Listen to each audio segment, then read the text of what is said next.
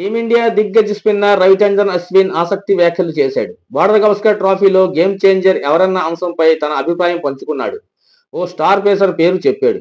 అతడు గనక ఆస్ట్రేలియా జట్టులో లేకపోయి ఉంటే ఈ ప్రతిష్టాత్మక ట్రోఫీని భారత కైవసం చేసుకునేదని ఈ మాజీ ఆల్రౌండర్ అభిప్రాయపడ్డాడు. ఏదేమైనా ఈసారి బీజీటీ అత్యంత ఆసక్తిగా పోటాపోటీగా సాగిందని ఆసు హర్ష వ్యక్తం చేశాడు.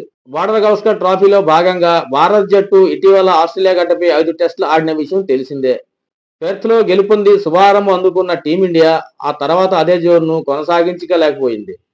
ఆడిలైట్ లో పింక్ బాల్ టెస్ట్ లో ఓడి అనంతరం బ్రిస్బెన్ లో మూడో టెస్ట్ డ్రా చేసుకున్న భారత్ మెల్బోర్న్ సిడ్నీలో మాత్రం చేతులెత్తేసింది.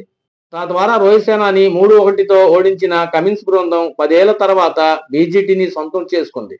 Captain Rohit Sharma, star batter Virat Kohli వైఫల్యం కారణంగానే టీమిండియాకు ఇంత ఘోర పరాభవం ఎదురయ్యింది. ఇక బ్రిస్బెన్ టెస్ట్ తర్వాత అంతర్జాతీయ క్రికెట్ కు రిటైర్మెంట్ ప్రకటించిన అశ్విన్ తాజాగా ఈ సిరీస్ గురించి మాట్లాడుతూ ఆసీస్ పేసర్ స్కాట్ బోలాండ్ పై ప్రశంసలు కురిపించాడు. ప్యాట్ కమిన్స్ కు ఇదొక గొప్ప సిరీస్ అని చాలా మంది అంటున్నారు. నిజానికి ఈ పేస్ బౌలర్ ఎడమ చేతి వాట్సం బ్యాటర్లకు ఎదుర్కోవడంలో చాలా సార్లు ఇబ్బంది పెట్టాడు. అయితే అదృష్టవశాత్తు స్కాట్ బోలాండ్ జట్టులోకి రావడం ఆస్ట్రేలియాకు కలిసి వచ్చింది. ఒకవేళ బోలాండ్ గనుక ఈ సిరీస్ లో ఆడకపోయి ఉంటే టీమిండియానే ట్రోఫీ గెలిచేది. అయితే ఇక్కడ నేను జోస్ హ్యాజల్వుడ్ ను నైపుణ్యాన్ని తక్కువ చేసి మాట్లాడటం లేదు.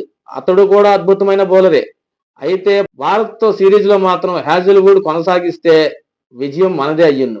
అయితే బోలాండ్ మమ్మల్ని అడ్డుకున్నాడు. ముఖ్యంగా లెఫ్ట్ హ్యాండర్లకు రౌండ్ తో వికెట్ బౌలింగ్ చేయడం ప్రభావం చూపించి అని అశ్విన్ పేర్కొన్నాడు.